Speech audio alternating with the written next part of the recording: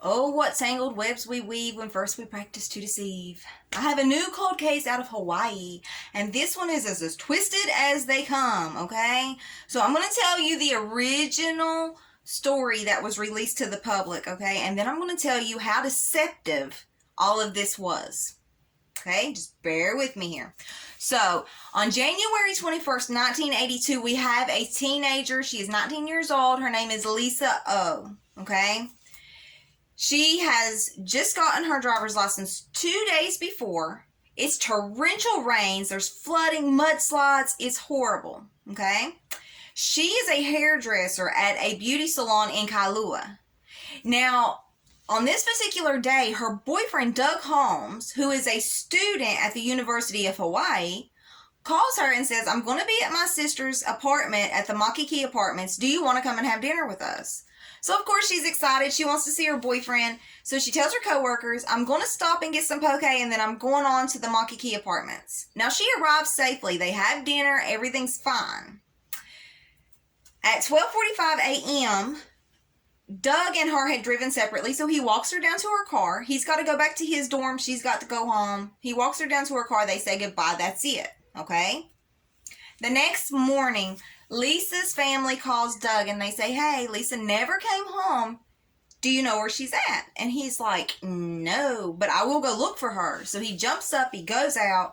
A couple of hours later, he calls the police and he says, hey, I just found my girlfriend's car on Monowilly Drive near the old Kailua Drive-In. Is there any way that you all can get down here? So an officer immediately rushes down there. And the first things that they note that's really suspicious about this is that her car is obviously abandoned, but the window on the driver's side is rolled halfway down. And there is about 3 inches of standing water in her floorboard.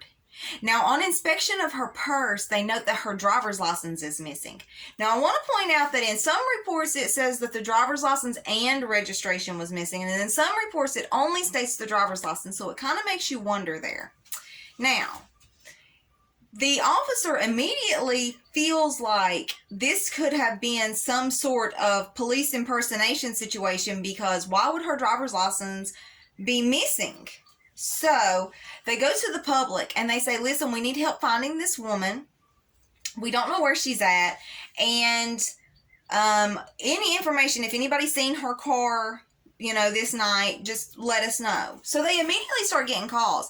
And there was some calls that stated that they had seen her car and that there was an unmarked vehicle behind her with blue lights in the grill flashing for her to pull over. Now, at this particular time in Honolulu, it was perfectly fine for police officers to pull you over while they were off duty, okay? And they had these lights in their grills. So when the police hears about this, they immediately go to the public and they say, listen, you no longer have to stop for officers in an unmarked vehicle. You don't. If you see an unmarked car trying to pull you over, just keep going. You're not going to get in any trouble. And then they tell their officers, you're no longer allowed to pull these people over off duty. And then they go so far as to just take the lights out of the grill, because the public is really fearful right now. They have no idea what is going on. And so 10 days after her disappearance, a jogger is going down the Tantalus Drive, and his dog kind of catches whiff of something and starts going after it. And that's when he discovers her remains in a ravine. Now, when the police gathered her remains, the medical examiner said, no, there's no way I can determine anything on this.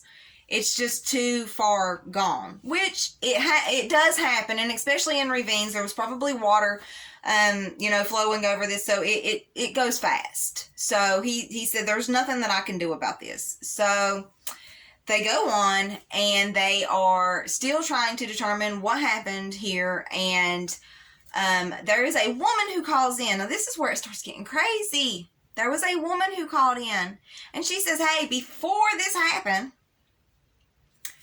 this particular officer pulled me over while he was off duty. While it was still legal, he was doing his job.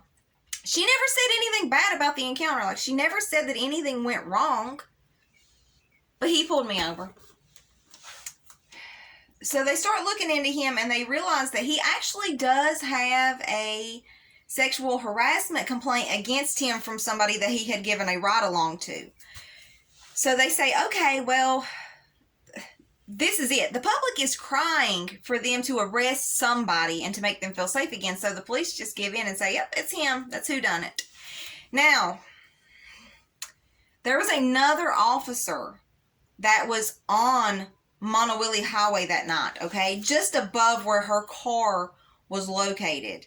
And there had been a mudslide, and so he was directing traffic for a good while out there. And he had already told everybody that her car wasn't there. When he was there around 2 in the morning, from 2 to whatever time, her car was not there, okay? But they're determined that they're going to prosecute this officer. He must have done something here. So they continue to pursue this. Now, they end up, this is where it's really, really messed up. The prosecuting attorney contacts this officer and says, hey, you're going to come and testify that you seen her car there when you was there. And he said, no, I'm not. And they said, yeah, no, you have to. And he said, no, I'm not getting on the stand and lying. I'm not saying that. I'm sorry. And so he just refused to testify. So then we go on, and this goes on, and they harass this officer for over a year. And then it's quickly determined that they cannot prove that he done anything. There's no evidence to say that he done anything. Okay, so he's let off. Now, when he is let off, this is when everything starts to spill forward and the truth starts really coming to the surface. Okay, this starts way back at the beginning. Okay, when the officer arrived on the scene, Doug Holmes was standing there by the car. And the first thing that this officer noticed was that Holmes had scratches down his face. Okay, but the officer never questioned him as to where these scratches came from or what happened to him. The next thing that the officer noticed was that the purse was completely dry. Okay, this purse was bone dry. This car has a window down right beside of the purse. There is 3 inches of water in the floorboard, but the purse is dry. So they know that the purse was placed in there after the fact. So it would have been possible for Doug to have just dropped the purse in there right then, but we don't know, and I'm not trying to point fingers. I'm just saying that there's a lot of things that points to this person. Next, it comes out that months after her disappearance, officers had went to the convenience store where she had bought the poke, and the clerk had not realized that this was the girl that was missing. He wasn't trying to do anything wrong. They just didn't realize it. But the night that she had bought the poke, she had written a check. And when she had written the check, they needed to see her ID. And it had been left at the convenience store. So for months, her driver's license had been right there. So that's another thing saying this was probably not a fake police encounter situation. Okay? Now, it also comes forth that there was a man who had broken down on that road. Okay? And he had broken down around 145. And he said that that car was not there. He had reported this to the police immediately, that that car was not there at 145. Okay, she had left at 12:45. And it would have only taken her about 15 minutes to get to the location that her car was found at. Okay, so he's telling them an hour later her car was not there. And the police ignored this. Another tip had come in. There was a woman who was a newspaper deliverer, and she had been in this location at 2:30 in the morning. Not on that road. I'm just saying she was driving down a road at 2:30 in the morning, and she seen Lisa's car. Okay, not only did she see Lisa's car, but she seen a man driving the car. And she had seen a woman in the passenger seat, but she felt like the woman must have been extremely intoxicated, because whenever he would go around curves, her head would just kind of fall. And she said it was like really like slamming her head, but she just thought that the woman must have been really intoxicated. Now, she keeps delivering these newspapers, okay? And a little while later, here comes that car back. And whenever he comes back, he pulls up into this parking lot area to where he can face her. And he just stares her down. And she said it was one of the creepiest moments of her life. And she immediately realized that the woman is gone. Okay? She contacted police immediately. The very next day, whenever she found out that this person was missing and she seen that car, she contacts police. And she says, I know that there was this man driving this car. And she gives them all this information. And the cops write down her phone number and say, okay, that's fine. And then they never contact her again. And she continuously contacts them because she is trying to get this information out there. They never let her make a composite of the man. And she got a great look at him. Never let her do anything like that. They had also interviewed Doug Holmes. And when they had interviewed Doug Holmes, he had said, well, I wanted to break up with her anyways. I'm in college and she's just kind of standing still. All she wanted to do was just be a hairdresser and I'm trying to live my life. They had went to the apartments, the Makiki apartments, and interviewed the security guard that was there that night. And they said, hey, did you see them? Did you see them come and go? And he said, yes. When they arrived, they were fighting.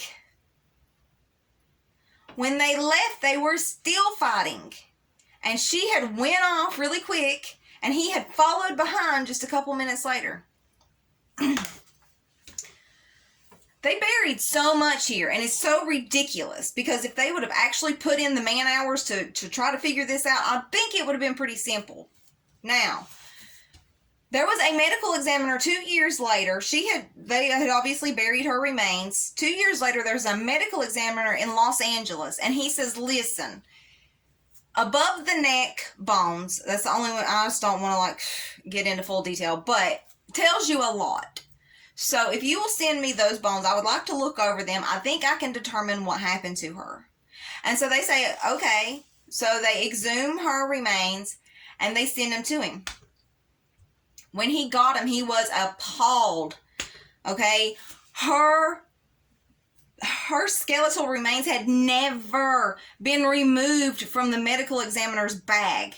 Okay, that medical examiner had claimed that he had done a thorough rundown and that there was no way to determine anything. She was caked in mud and debris and leaves. Okay, he had never even washed off anything. He never looked at anything. So the Los Angeles medical examiner, he does his best, but he's just not able to determine anything. So he sends everything back. She's reburied. A couple years later, there's a new medical examiner in Honolulu. Now, those particular parts was supposed to have been left out because they wanted to keep those out in case they found a medical examiner that was able to determine anything about it. Okay, so he says, I want to look over these. I think that I can figure out what happened here. And they say, they're at the medical examiner's office. So he checks and he says, no, they must still be with you all. No, they're not. These pieces are missing now. Okay? These pieces are just missing. Have no idea where they went, what happened to them. They don't know if they was reburied with her.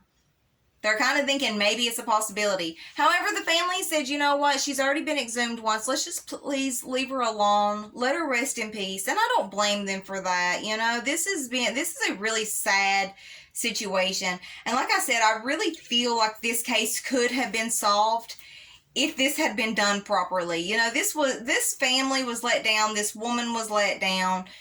You know, it's just a sad situation altogether. Now, if you do happen to have any type of information, if you have heard somebody talk about this case, if anything, any little detail might help, it may be the missing piece to solving this puzzle, okay? So you can contact the Honolulu Police Department at 808-723-3609, or you can call your local police department. Just tell them this is the information that I have. You have the right to remain anonymous, and your local police department can take care of all the rest if that's the way that you feel more comfortable. So I hope you all have a good day. I hope you enjoyed this story. Like my page for more stories like these. Y'all have a good day.